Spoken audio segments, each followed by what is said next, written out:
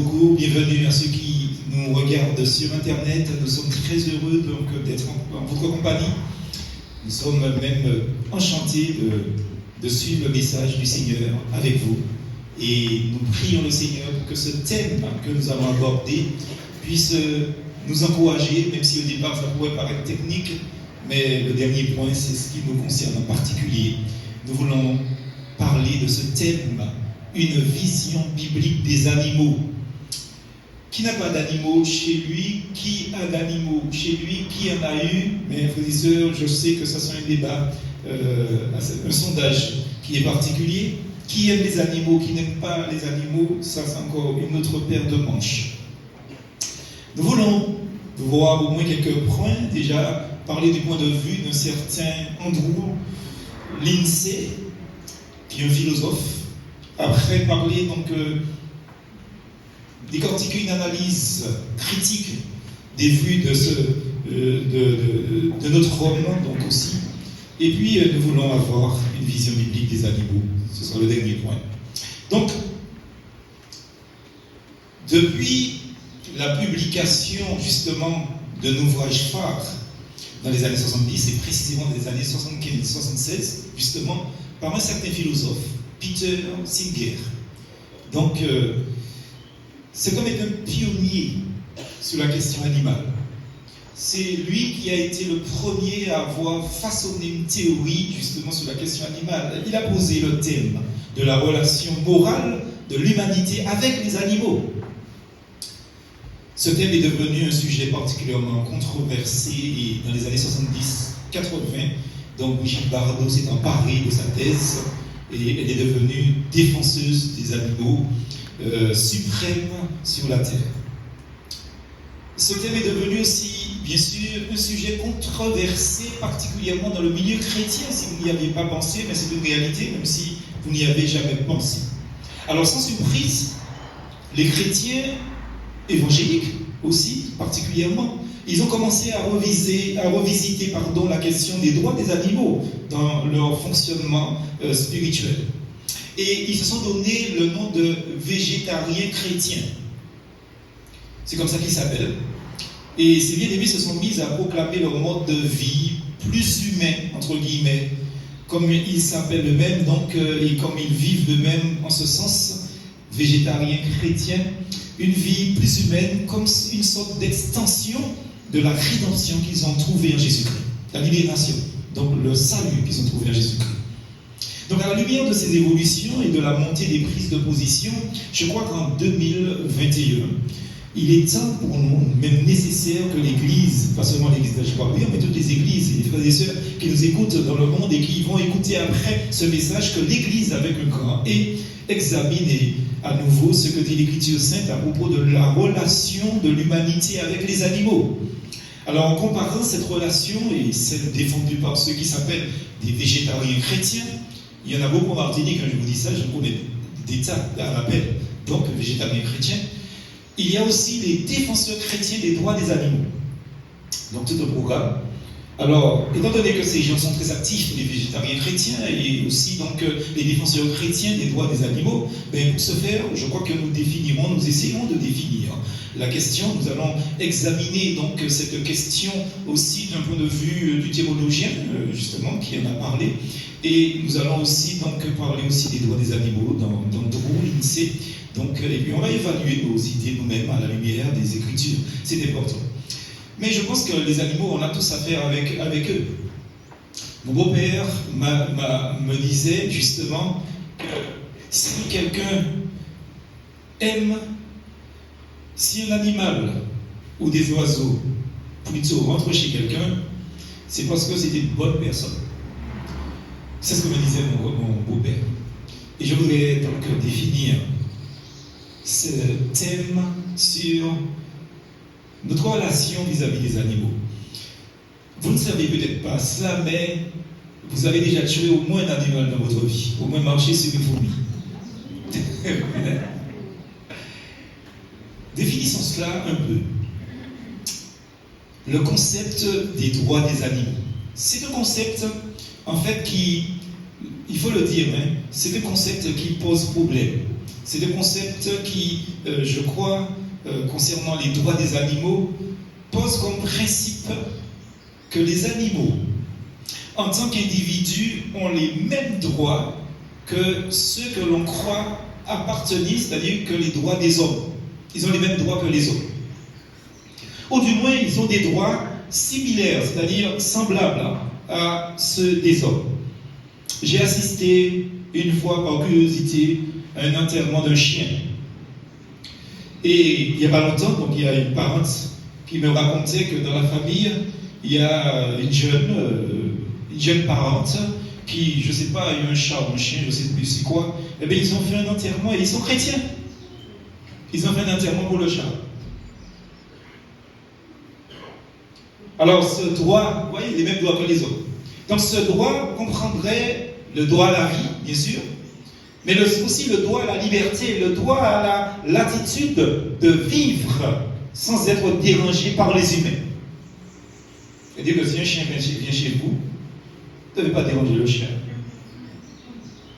Donc cette théorie diffère de la doctrine du bien-être des animaux, parce que ceux qui parlent du bien-être des animaux, c'est une théorie selon laquelle les êtres humains peuvent manger, chasser, piéger, pêcher et élever des animaux à condition que les animaux soient bien traités de manière responsable.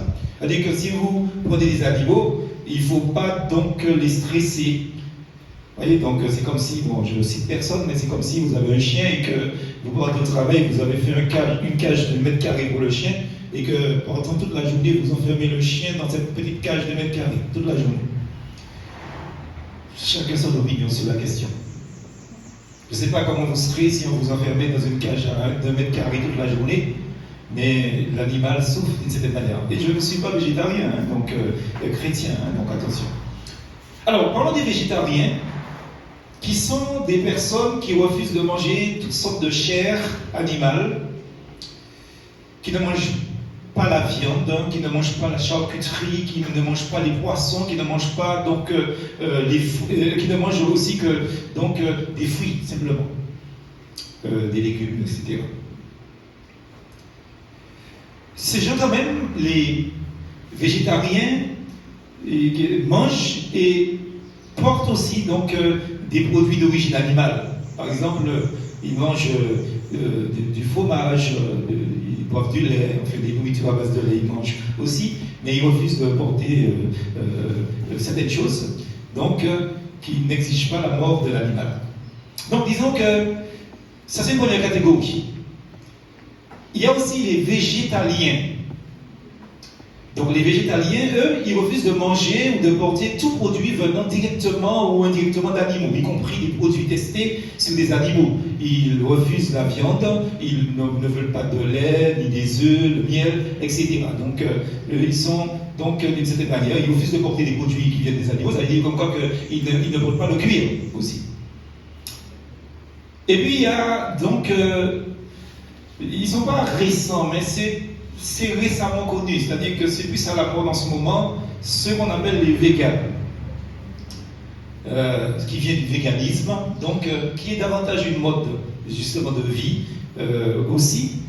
Mais les véganes désignent des personnes qui suivent un régime alimentaire végétalien, justement, mais qui refusent également d'utiliser des produits animaux, donc non comestibles, comme le cuir aussi par exemple. Donc des fois on les confond avec les végétaliens, mais ce n'est pas la même chose. Et puis, il y a aussi les, ça peut vous faire rire, ce qu'on appelle les flexitariens. Les flexitariens, c'est un mot qui est emprunté de l'anglais. Donc le mot flexitarien a été formé à partir du mot flexible, justement, et aussi végétarien. Donc ils sont flexitariens. Donc c'est quoi le flexitarien? Le flexitarien, c'est justement une personne qui mange occasionnellement donc de la viande. C'est quelqu'un dont l'alimentation quotidienne est végétarienne, mais qui reste flexible. Si on a un point de vue, c'est-à-dire qu'il va manger de temps en temps occasionnellement de la viande. C'est-à-dire que normalement il ne mange pas de la viande, mais s'il va chez quelqu'un et qu'on lui donne un bon morceau de rôti, il va manger. il est flexitarien. C'est-à-dire, il est flexible. Il doit y avoir beaucoup de flexitariens dans la chambre. Dans la salle, pardon, je dis dans la chambre. Pourquoi je dis dans la chambre? Et c'est curieux parce que mon épouse, des fois, se moque de moi, parce que chaque fois que nous parlons de ce sujet, je dis, bon, je crois que je vais devenir végétarien. Et chaque fois qu'elle me sert un bon morceau de steak, je lui dis, je vais venir après le repas. Alors, résumons. Je sais que c'est un peu compliqué, c'est pour ça que j'essaie d'éteindre l'atmosphère, parce que c'est un peu compliqué, mais c'est un sujet qu'on n'aborde pas, en fait, en sermon ou en message. Résumons, végétarien, vegan, flexitarien, quelle différence? Alors, retenons ça. Retenons que le végétarien, justement, ne mange pas de viande, pas de chair animale. Le végétalien, lui, ne mange uniquement que des aliments d'origine végétale. Le vegan, ou ce qu'on appelle le véganisme, c'est plutôt une mode, un style de vie, plus qu'un régime alimentaire. Et puis le flexitarien, il est végétarien, mais flexible. Il mange occasionnellement de la viande, ça dépend peut-être de l'odeur du rôti. Alors revenons à nos amis et frères et sœurs qui certainement nous regardent et qui peut-être regarderont après, que je connais personnellement, qui sont végétariens chrétiens. Les végétariens chrétiens, malgré une certaine diversité, parce qu'ils sont assez flexibles, peut-être parce qu'ils ont le Saint-Esprit en eux, mais je ne sais pas, ils estiment que le principe chrétien des tendances de la terre, donc de la responsabilité de la terre, selon Dieu, justifie fortement, sinon même exige, l'adoption de modes de vie végétariens. Donc pour eux, tous les chrétiens devaient être végétariens. Ils croient que le végétarisme, c'est quelque chose qui accomplit la volonté de Dieu pour la gérance de l'humanité de 4 manières essentielles. La première, disent-ils, ils soutiennent que le végétarisme était le plan originel, justement, donc de Dieu dans la création. Donc les végétariens chrétiens sont un peu rastas. Donc c'est exactement ce que les rastas disent en fait. Donc ils disent, au départ, Dieu a dit qu'il ne fallait pas manger le cadavre. C'est comme ça que parlent les rastas. Donc les végétariens chrétiens disent qu'au départ, donc dans le plan original de Dieu, de la création, il n'était pas question de manger de la viande. Deuxième chose, en réduisant pour eux donc la mort animale, ça représente la compassion du Christ pour la création. C'est-à-dire que si on ne tue pas d'animaux ou un animal, eh bien, on est quelqu'un de gentil. Justement, on est compatissant. Et on peut ne pas tuer un animal et puis échouer un être humain. Bref. Troisième chose, c'est une gestion selon Dieu de la terre par un mode de vie plus simple, dans la mesure où les végétariens consomment moins de ressources. C'est-à-dire comme quoi que ce sont des gens qui équilibrent l'alimentation mondiale de sorte que tout le monde peut manger et boire puisque évidemment donc ils ne mangent pas la viande. Et puis quatrième chose, l'argumentation qu'ils ont, c'est que ils disent que ça témoigne d'une meilleure responsabilité individuelle dans la mesure où il est un mode de vie plus sain. C'est-à-dire quand on ne mange pas de la viande, donc on ne risque pas d'être malade comme les gens qui consomment donc la viande tous les jours. Alors, comme on peut le constater, le sujet du végétarisme chrétien est varié et nécessite une évaluation. Tant du point de vue, je veux dire, théologique, c'est ce que j'essaie de faire, là, malement, peut-être, mais aussi scientifiquement, ça je ne peux pas le faire parce que je ne suis pas scientifique. Bon, je pense qu'il convient de souligner que la relation entre le végétarisme et les droits des animaux n'est pas quelque chose de symétrique, n'est pas quelque chose de semblable ou analogue. Il faut faire très attention. Mais si on prétend être un activiste des droits des animaux, par exemple, alors on doit être végétarien pour rester cohérent. Donc il y a des gens qui sont activistes pour les animaux, mais ils mangent leur petite viande tranquillement. Mais je pense qu'on peut être végétarien sans être activiste des droits des animaux aussi. Bon, mais ça c'est un autre sujet. Deuxième point. Donc, le point de vue théologique d'Andrew Lindsay. Alors, on a parlé tout à l'heure de cet homme, ce philosophe, qui a sorti ce livre culte, que vous pouvez télécharger sur Internet en e-book, si vous voulez, donc, qui s'appelle, comme je l'ai dit, je le rappelle, donc je voulais vous donner le nom de ce livre rapidement. si vous voulez donc télécharger ce livre. La libération animale. Donc c'est ça le nom. Donc, alors bien sûr, l'auteur, comme je vous l'ai dit, donc tout à l'heure là, je cherche aussi cela pour vous, parce que j'ai l'impression que je me suis trompé en quelque part tout à l'heure. Donc c'est Peter Singer, c'est pas Lindsay, hein. C'est Peter Singer qui a écrit justement donc, le livre La libération animale en 75-76. Je les ai confondus parce qu'ils ont écrit chacun la même année, justement. Alors, le deuxième point nous amène à parler de Drew Lindsay, justement. Et là aussi, c'est le premier ouvrage de cet homme, d'ailleurs, mais cet ouvrage est intitulé Droits des animaux. Et non, ce n'est pas la libération des animaux, donc de Singer. Donc, le livre de Lindsay, c'est une évaluation chrétienne. Lui, il est chrétien. Une évaluation chrétienne du traitement des animaux par l'homme, et cet ouvrage est apparu justement dans l'année 76. Donc, à peu près la même année, donc, avec Singer, donc, son ouvrage La libération animale. Donc, il est évident comme quoi qu'il y a déjà deux luttes de pensée à travers ces deux ouvrages. Donc, je disais que vous pouvez télécharger chacun de ces ouvrages sur Internet. Si vous ne voulez pas l'acheter donc en e-book, vous pouvez les télécharger donc, en PDF. Donc, c'est plus simple, et là, vous n'allez pas payer. Maintenant, moralement, vous voyez ce que je veux dire? Donc, depuis Lindsay, qui était aussi un ministre anglican d'ailleurs, donc c'était pas n'importe qui, il a contribué en fait à développer ses arguments en faveur de ce qu'il appelle une vision chrétienne des droits des animaux. C'est un point de vue chrétien des droits des animaux d'une certaine manière. Donc, des droits des animaux. Et vous savez, chaque leader spirituel, chaque pasteur, enfin, c'est pas tous les pasteurs quand même, mais beaucoup de pasteurs qui aiment lire, qui aiment écrire, finalement, au fil du temps de leur ministère, finissent par s'orienter vers une lutte. Vous voyez, donc pour Lindsay, c'était le droit des animaux. Pour moi, c'est l'identité, par exemple, Martin Dickens. Donc, vous avez donc des chrétiens, des leaders qui s'orientent des fois vers un sujet bien particulier pour pouvoir sensibiliser notre humanité. Et il est évident comme quoi que l'argument du docteur Lindsay présente des thèmes intéressants pour le chrétien par rapport à la Bible. Alors, ces points de vue concernent notre vision de l'homme.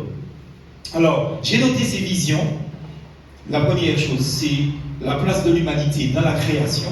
Donc, ça, c'est une vision qui se rapproche de notre christianisme évangélique. Le statut des animaux, moins l'étendue de l'œuvre rédemptrice de Jésus-Christ, c'est aussi donc, très évangélique, ça. Et puis, les participants à l'au-delà. Là aussi, c'est important, à savoir si l'animal va au ciel. Vous voyez, donc, ce sont des ouvrages à lire et à feuilleter, même si vous n'avez pas le temps de le lire, mais lisez-les en diagonale, c'est-à-dire assez rapidement, donc, qui vous permettra d'avoir une opinion. Donc, en discutant de la théologie de Lindsay, il faut donc considérer deux questions clés. Alors, tout ce que je vous dis là, jusqu'à maintenant, je ne vous ai pas dit que je suis d'accord avec tout ça, hein. Je vous explique quelque chose, d'accord? Je ne vous ai pas dit que je suis d'accord avec ces deux autres. Donc, mais pour porter à votre connaissance leur point de vue et pour vous faire vous-même une opinion de la situation. Donc, je reprends qu'en discutant concernant la théologie de Lindsay, il faut considérer deux questions clés. La première question, c'est quel est le statut moral d'un animal ou des animaux? Il est évident comme quoi que le chrétien doit s'interroger sur ça, moralement, quel est son statut, qu'est-ce que ça veut dire, etc. Et deuxièmement, l'humanité peut-elle moralement manger des animaux? Est-ce que les hommes ont le droit de manger, donc, les animaux? Alors, en un mot, selon la théologie de Lindsay sur les animaux, le but premier de Dieu pour l'homme et la bête, ou l'animal, si vous voulez, était qu'ils vivent dans une harmonie non violente. L'un ne devait pas nuire à l'autre. Le lion ne devait pas dévorer l'homme et l'homme n'a pas le droit de dévorer le lion. Donc c'est un peu ça. La chute, cependant, nous le savons, a changé cette relation.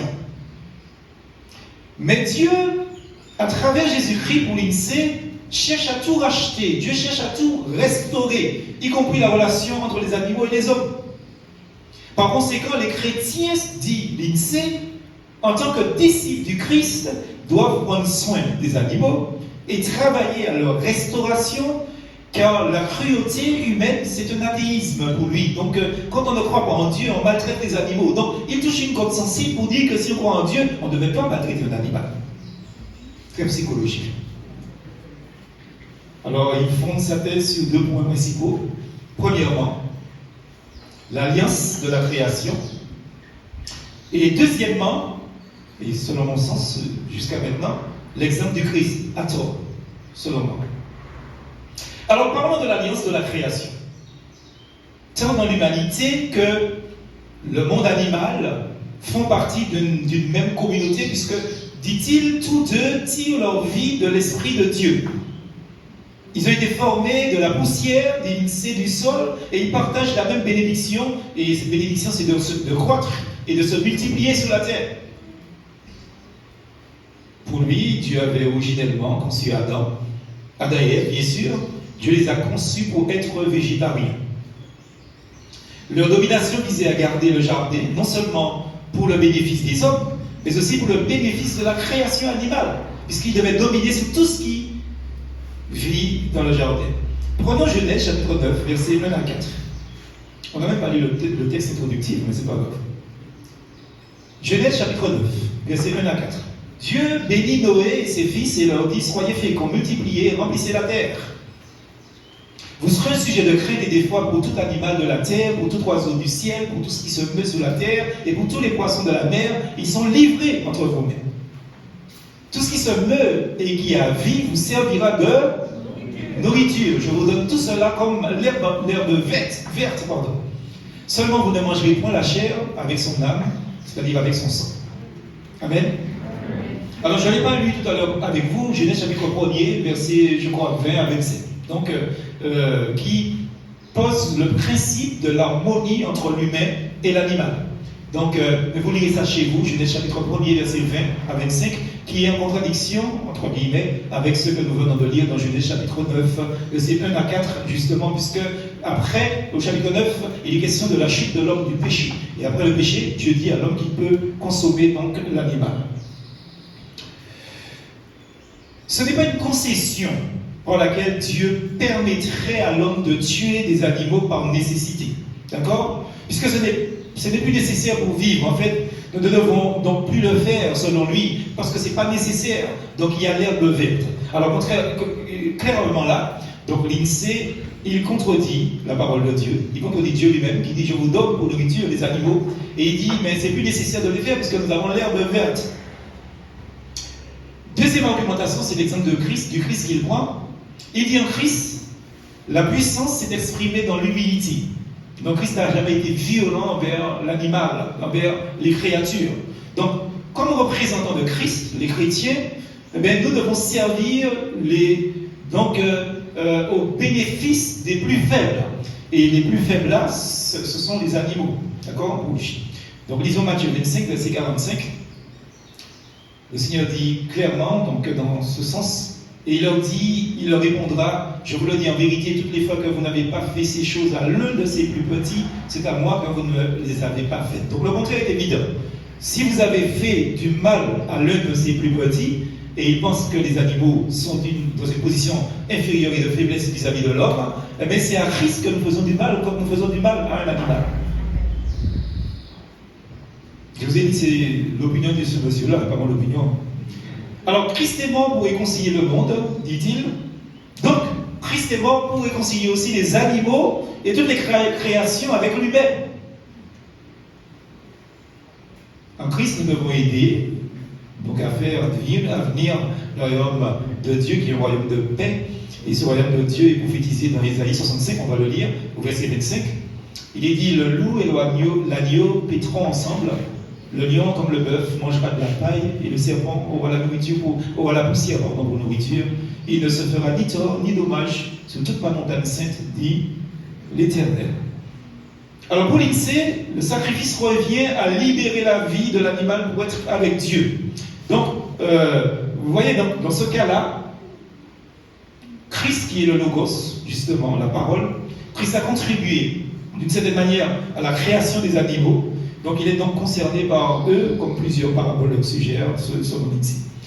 Alors la plus grande objection à cette théorie vient du système sacrificiel de l'Ancien Testament. Parce que qu'est-ce que Dieu demandait aux sacrificateurs de faire? C'était de tuer des animaux, justement. Donc, pour l'INSEE, donc, c'est une violence vis-à-vis de l'animal. Et vous savez qu'il y avait des sacrifices au moins 3 fois par jour. Des sacrifices, donc, je vais dire rituels, du matin, du midi et du soir. Entre les trois, donc il y avait des sacrifices concernant les sacrifices de culpabilité, de péché, que le peuple venait quand il demandait pardon à Dieu pour un péché commis. Donc ça voulait dire que toute la journée, du sang coulait en Israël. Donc c'est assez particulier pour moi, dans cet aspect-là, donc il faut tenir compte de ça. Alors analysons maintenant, troisièmement, les points de vue de l'INSEE. Parce que pour moi, la faiblesse de son travail, justement, vient de ce qu'il ne se base pas suffisamment sur les textes bibliques pertinents sur le sujet animal. Prenons un Timothée chapitre 4, verset 3. Il nous est dit ce qui suit: il y a des hommes qui prescrivent de ne pas se marier et de s'abstenir d'aliments que Dieu a créés pour qu'ils soient pris avec action de grâce par ceux qui sont fidèles et qui ont connu la vérité. Je ne sais pas si vous comprenez bien ce texte. Donc il est dit clairement que l'animal fait partie de la nourriture que Dieu a créée, mais que Dieu a donnée, et il demande de rendre grâce, c'est-à-dire de dire merci, justement, par ceux qui sont les fidèles, c'est-à-dire les chrétiens, donc qui connaissent la vérité. Il y a Marc chapitre 7, verset 19. Ce texte, là aussi, c'est un texte assez particulier. Christ dit: car cela n'entre pas dans son cœur, mais dans son ventre. Puis il va dans les lieux secrets, c'est-à-dire dans les cabinets, dans les WC, et qui purifie tous les aliments. Donc ça voudrait dire que manger un animal ne rend pas impur quelqu'un. Ça ne rend pas quelqu'un impur. Romains chapitre 14, versets 1 et 2, nous va en ce sens: faites accueil, j'en ai dit, faites bon accueil, dans certaines versions c'est dit, faites accueil à celui qui est faible dans la foi, et ne discutez pas sur les opinions. Tel croit pouvoir manger de tout, tel autre qui est faible ne mange que des légumes, c'est-à-dire qu'il est végétarien. Donc, ni le végétarien ne doit critiquer le flexilien, ni le flexitarien, ne doit critiquer le végétarien. Alors, concernant l'alliance de la création, l'INSEE exagère aussi l'étendue des ressemblances entre les animaux et les hommes. Dans Genèse chapitre 2, on va lire, versets 18 à 20. Il nous est dit: l'Éternel dit, il n'est pas bon que l'homme soit seul, je lui ferai une aide semblable à lui. L'Éternel Dieu forma de la terre tous les animaux des champs et tous les oiseaux du ciel. Il les fit venir vers l'homme pour voir comment il les appellerait, et afin que tout être vivant portât le nom que l'homme lui donnerait. Et l'homme donna des noms à tout le bétail, aux oiseaux du ciel, à tous les animaux des champs, mais l'homme ne trouva, donc, pour l'homme, il ne trouva point d'aide semblable à lui. Donc, ce texte-là nous indique spécifiquement que Dieu a soufflé donc une respiration de vie en Adam dans tout le chapitre 2, donc qu'on appelle le deuxième récit de la création. Donc il est question que Dieu a soufflé un souffle de vie pour l'homme, ce qu'il n'a pas fait pour l'animal. Seul, c'est là que l'INSEE se trouve, seul l'homme est fait à l'image de Dieu. Genèse chapitre 1er, verset 26, on n'a pas lu tout à l'heure, mais on va lire. Dieu dit: faisons l'homme à notre image, selon notre ressemblance, et qui domine sur les poissons de la mer, sur les oiseaux du ciel, sur le bétail, sur toute la terre, sur tous les reptiles qui rampent sur la terre, etc. Vous avez vu tout à l'heure dans le récit de la création des animaux, il n'est pas dit que Dieu a fait les animaux à sa ressemblance. Donc c'est important de parler de ces choses-là. Donc ce texte nous indique spécifiquement que là, donc des choses qui sont tout à fait claires aussi. Le psaume 8, on ne va pas lire parce que c'est tout le chapitre, mais je vous invite à lire chez vous le psaume 8, justement où il est question que l'homme est fait à l'image de Dieu, pas donc les animaux, pas à l'image de Dieu. Dieu a développé en fait une relation avec l'homme comme il ne l'a jamais fait avec aucun animal. Dieu n'a jamais appelé un animal pour lui dire: va vers eux pour leur dire que l'Éternel a dit. D'accord? Donc, Dieu n'a pas développé de relation avec l'animal. quand Dieu dit à Adam de dominer, c'est-à-dire que le verbe dominer n'a jamais été utilisé pour des animaux. Dieu n'a jamais demandé aux animaux de dominer la terre. C'est à l'homme que Dieu a donné. Donc, la capacité de dominer la terre, c'est-à-dire les animaux aussi, entre autres. En fait, il y a un fait qu'on ne mentionne pas beaucoup. C'est ce qui concerne la transgression d'Adam et Ève. Un aspect de la gravité de leur transgression. Il se passe que la transgression d'Adam et Ève est d'autant plus grave qu'ils auraient dû dominer sur le serpent. Et c'est là que ça a commencé. Cette histoire de défense des animaux. Voilà la source. Au lieu que Adam et Ève, ou bien plutôt, disons les choses bien, Ève et Adam, parce que c'est Ève qui a été la première interlocutrice du serpent. On est d'accord? Donc, Ève et Adam, au lieu qu'ils prennent la domination sur l'animal, ils ont quitté l'animal, les dominer. Et leur rôle était de réprimander, de sanctionner le serpent, c'est-à-dire non seulement les réprimander, parce qu'ils contredisent la parole de Dieu, mais ils devaient les chasser du jardin d'Éden. On ne parle pas de ces choses-là. Mais c'est une réalité, frères et sœurs. Et c'est là que l'homme et la femme, eh bien, tout a floué. Tout par la vie, pied pour tête. Tête pour pied. Renversant. Donc c'est terrible, frères et sœurs. Parce qu'en fait, le serpent était coupable de blasphème. Attention, au blasphème. Et si Adam et Ève étaient probablement végétariens, ce que je crois d'ailleurs, selon Genèse chapitre 9, verset 3, on a lu ça tout à l'heure, eh bien, je crois que l'INSEE oublie que nous ne pouvons pas retourner dans le jardin d'Éden. Nous ne pouvons pas devenir végétariens, puisque nous ne pouvons pas retourner dans le jardin d'Éden. Dans la mesure que Dieu, il a mis un ange à la porte de l'Éden pour pas que l'homme puisse y entrer. C'est ce qui est dit dans la Bible, hein, je n'évoque pas ça, frères et sœurs. Donc, il est évident encore que l'argumentation de l'INSEE est une argumentation légère. Alors, concernant l'exemple de Christ que l'INSEE prend aussi, je crois qu'il a certainement raison de dire que sur Christ ne veut pas dire l'imiter exactement. Je vous choque là, hein? Et les éternels, je vous choque. Je vous dis que sur Christ, ça ne veut pas dire imiter Christ, et j'ajoute bien exactement. Je vous prends un exemple tout simple. Christ ne demande à personne, et pas à tout le monde d'ailleurs, pas qu'il demande à personne, mais il ne demande pas à tous les disciples d'être des martyrs. Est-ce que j'ai menti en disant ça? Hein?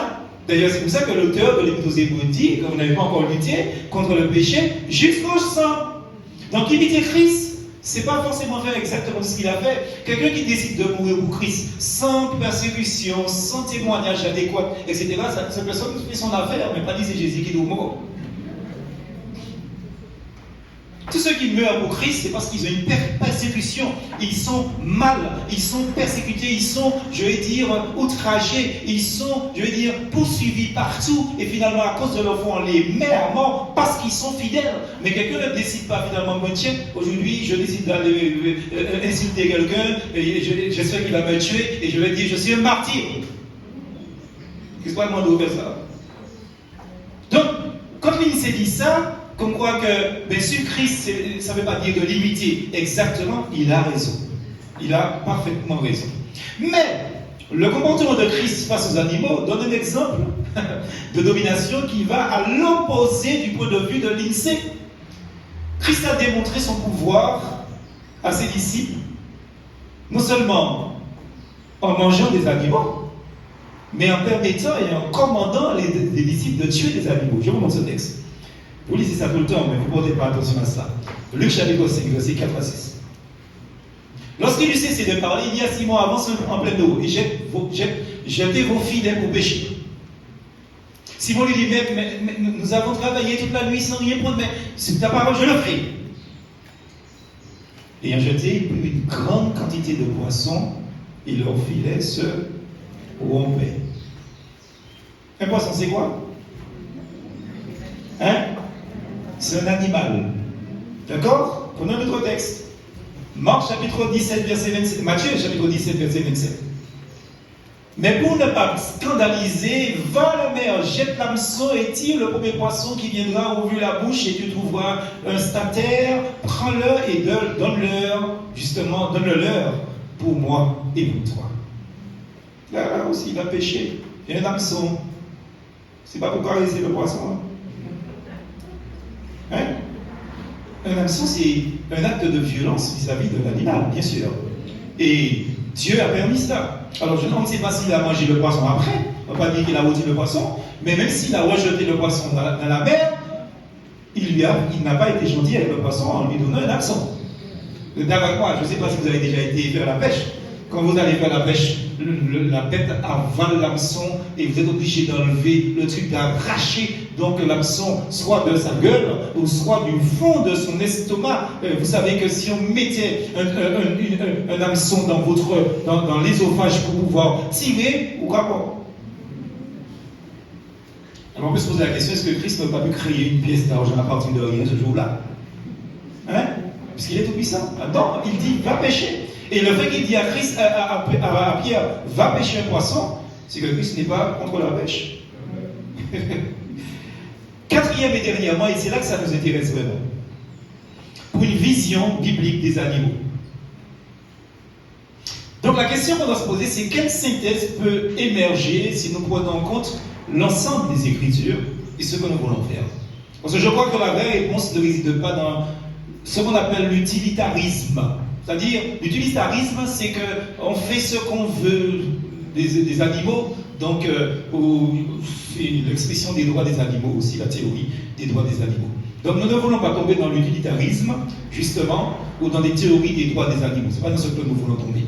Donc, je me dis, frères et sœurs, que la réponse consiste plutôt à accepter nos responsabilités de domination donc sur la terre. C'est ça la position que Dieu a donnée à l'humain. Une position de domination. Premièrement, frères et sœurs, les animaux, comme toute la création, appartiennent, frères et sœurs, ultimement à Dieu.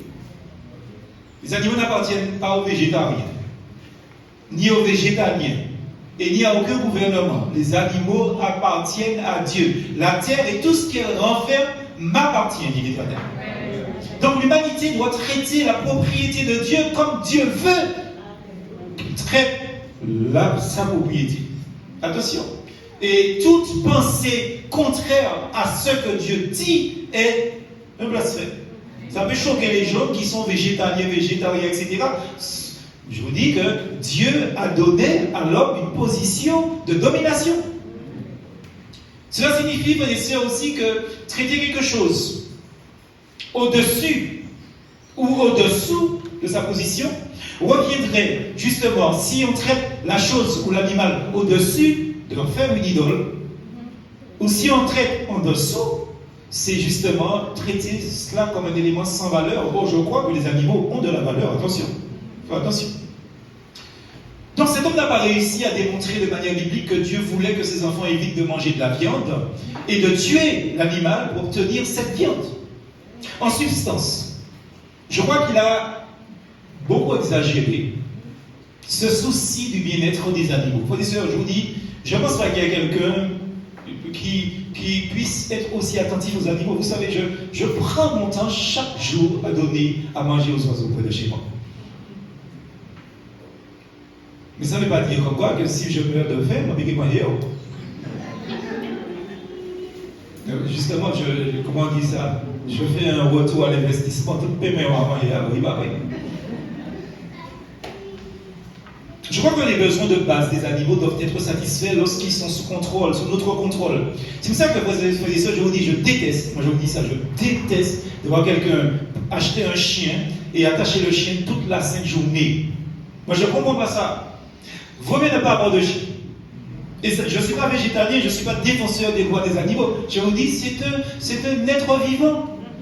Et vous ne serez pas content si on vous attachait au pied du poteau de chez vous.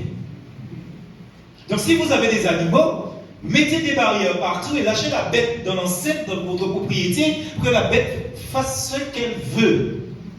Mais vous attachez un animal dans un poteau avec en plus 1 mètre de chaîne, mais de là passer à aller pescoter, tout le monde est tourné, qui a tourné un dé. Finalement, il a fini de trapper l'arthrose, toutes sortes de maladies. Qui a fait un cancer, qui a mort. Frères et sœurs, je redis que les besoins de base des animaux doivent être satisfaits lorsqu'ils sont sous notre contrôle. Prenons Matthieu 12, verset 11. Il nous est dit, justement, il leur répondit, lequel d'entre vous, s'il n'a qu'une brebis, et qu'elle tombe dans une fosse, le jour du sabbat, ne la saisira pour l'en retirer. Donc Dieu veut que nous puissions prendre soin des animaux. Attention. Allez dire, comme quoi, que si vous décidez de prendre un chat, un chien, vous devez prendre soin de la bête. Vous ne devez pas faire souffrir la bête. Et la chose encore la plus atroce que je trouve, c'est peut-être ce qui m'a sensibilisé à faire ce message aujourd'hui. Cette semaine, je suis passé à la trace, justement. Je vois un beau chien qu'on a lâché là. Qu'est-ce que la bête vous a fait, justement, pour que vous puissiez faire ça à la bête? Pas un chien. Si vous savez que vous ne pouvez pas aller jusqu'au bout de l'animal, quand il est tombé mal là-dedans, quand il est commencé à avoir un gaz, pas pour un chien.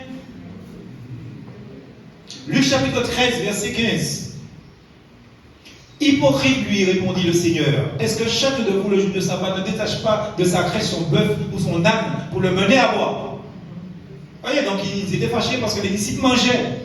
Donc ils toléraient qu'on voit qu'un homme puisse donner à boire à un animal, mais ils étaient scandalisés parce que les disciples mangeaient les doigts des animaux. Faut attention. L'animal n'est pas sur l'humain. Faut attention. J'ai lu, il n'y a pas très longtemps, il y a quelques temps quand même, j'ai lu qu'une actrice qui est décédée, dont je ne me souviens pas du nom, a donné tout son héritage à son chien. Et dans l'héritage, elle a fait un testament pour dire, parce que, à son mari, parce que le mari se frottait la main, comme quoi, que quand il a été devant l'avocat, je ne sais pas quoi, l'huissier ou quoi, et le notaire, il se frottait la main parce qu'il pensait qu'il serait riche. Et la dame a écrit dans le testament, je te donne une partie de mes biens, c'est-à-dire, la dame lui a donné 30% de ses biens. Et tout le reste, 70% appartenait au chien. Et il y avait une clause qui disait que si le chien meurt accidentellement, sans qu'on comprenne quoi que ce soit, ou même qu'on constate qu'il est mort empoisonné, eh bien, il est démis des 30%. Donc, la dame l'a condamné à s'occuper du chien jusqu'à sa mort. C'est terrible ça. C'est terrible. Luc chapitre 14, verset 5. Nous lisons, puis il leur dit, lequel de vous, si son fils ou son bœuf tombe dans un puits, ne l'en retirera pas aussitôt le jour du sabbat. Faites très attention, la priorité à l'homme. Et je vois que cette satisfaction de leurs besoins, en tout cas des animaux fondamentaux même, ne nous empêche pas de jouir, frères et sœurs, de notre privilège fondamental de les tuer et de les manger, comme nous estimons devoir le faire de notre appel au service du royaume de Dieu. Mais, frères et sœurs, c'est la volonté de Dieu. Deuxièmement, Dieu distingue la valeur relative des animaux par rapport aux hommes. Parce que plusieurs cas ont été déjà cités, mais j'aimerais en ajouter une autre. Et ça, soyez attentifs à ce que je dis là maintenant. Vous savez que Dieu a sauvé spécialement Noé et sa famille du fait de la justice de Noé. Souvenons-nous de ça. L'hypothèse implicite est que Dieu aurait sauvé davantage d'humains si d'autres humains avaient été justes comme Noé. On est d'accord sur ce point-là. Amen. Des animaux. Dieu n'a pas simplement sauvé qu'un échantillon représentatif des différentes espèces, et Dieu a sauvé que l'échantillon, représentatif des animaux, et Dieu il a détruit tous les autres animaux. Vous avez remarqué ça? Parce que Dieu a demandé qu'un couple, de chaque espèce, un couple rentre dans l'arche. Un mâle en femelle, un mâle en femelle, un mâle en femelle, un mâle en femelle.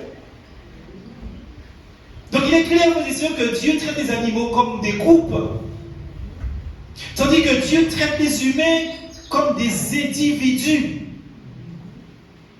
Pas la même chose. À son image, à sa ressemblance. Donc, le fait de mettre l'animal au-dessus de l'homme est un blasphème. Et je suis allé chez un chrétien une fois, il y a des années, j'étais en stage pastoral. Et Les bien-aimés me reçoivent très chaleureusement. Surtout, ils voient que ce petit pasteur, il ne connaît encore rien. Mais il s'est trompé ce jour-là. Hein. Parce que je me suis assis dans ce salon, vous savez, je vois tout, mais je ne dis rien. Comme ça ne me dérange pas. Hein. Bibliquement parlant, moralement, ça, je ne dis rien. Si ce n'est pas quelque chose qui me dérange moralement, moi je ne dis rien, ça c'est des affaires de personne. Mais si ça a un rapport avec la Bible, la parole de Dieu, je vais réagir. Le petit pasteur que j'étais tout chétif là, je me suis assis au salon, confortablement. Et quand j'ai levé la tête, j'ai vu un panneau.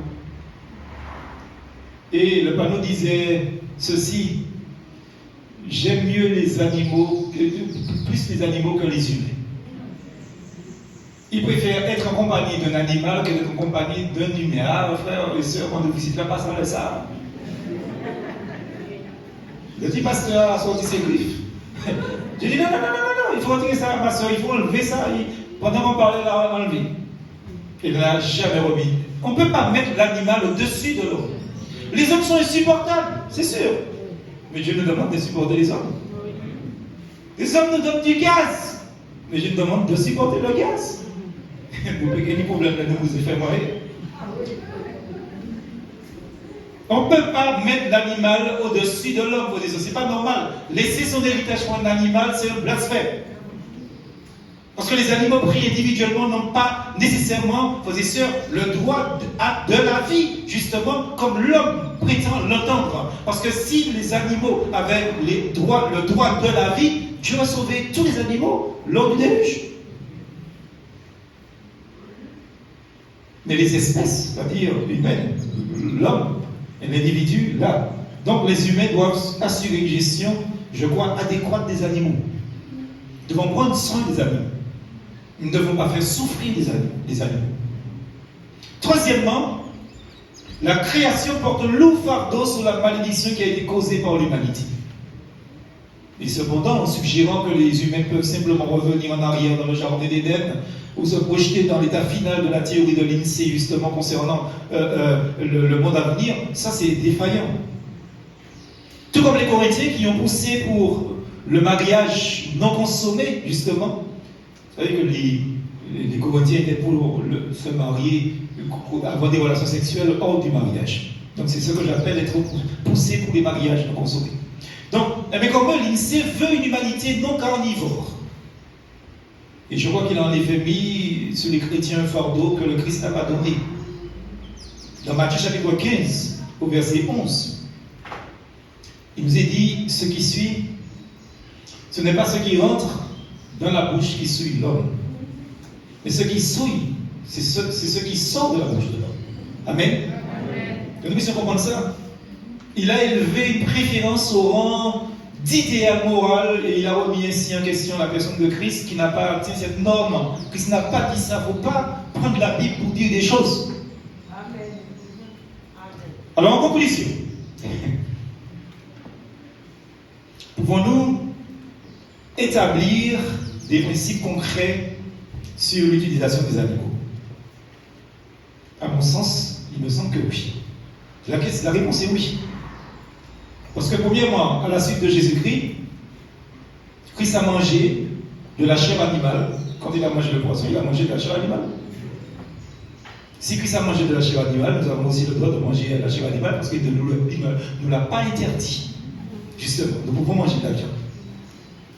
Pour ce qui concerne la souffrance animale, je pense que le fait que Christ a accepté qu'on pêche avec des filets, ça constitue en fait un élément pertinent pour approfondir la question. Mais il est évident que les poissons souffrent dans les filets, frères et sœurs. Il est évident qu'ils peuvent être écrasés et mourir étouffés par les autres, ou même noyés, parce que vous savez qu'un poisson se noie. Donc, ils sont malmenés d'une certaine manière. Mais le but, là, n'est pas la méchanceté, mais c'est la survie humaine. Et Christ l'a permis, frères et sœurs, en ce sens. Donc, en dépit de la douleur que le poisson subit, le Christ n'a jamais condamné la pêche. Et pour réconforter certaines personnes-là, ni la chasse, non plus. Amen. Parce que je crois qu'il est possible d'en déduire le principe suivant, que je vais dire. Que Dieu a accordé à l'humanité le droit d'utiliser ce type de moyen pour capturer justement des animaux afin de se nourrir. C'est ça. pas pour faire de la méchanceté. Je crois que l'homme n'a pas le droit de tuer un animal par méchanceté. De là, pas rien. Donc vous n'avez pas le droit de tuer la bête. Mais si c'est pour des raisons de survie, Christ le permet. Et la parole de Dieu le permet. Donc en d'autres termes, je crois que s'il y avait un autre moyen économiquement réalisable de capturer du poisson, de la viande, etc., en lui causant moins de souffrance, je crois que Christ l'aurait utilisé. Mais ce sont les seuls moyens qui existent. S'il s'agit de notre survie, Christ nous permet simplement de manger de la viande. Donc voilà ce que je voulais partager avec vous. Et je vous souhaite un bon appétit.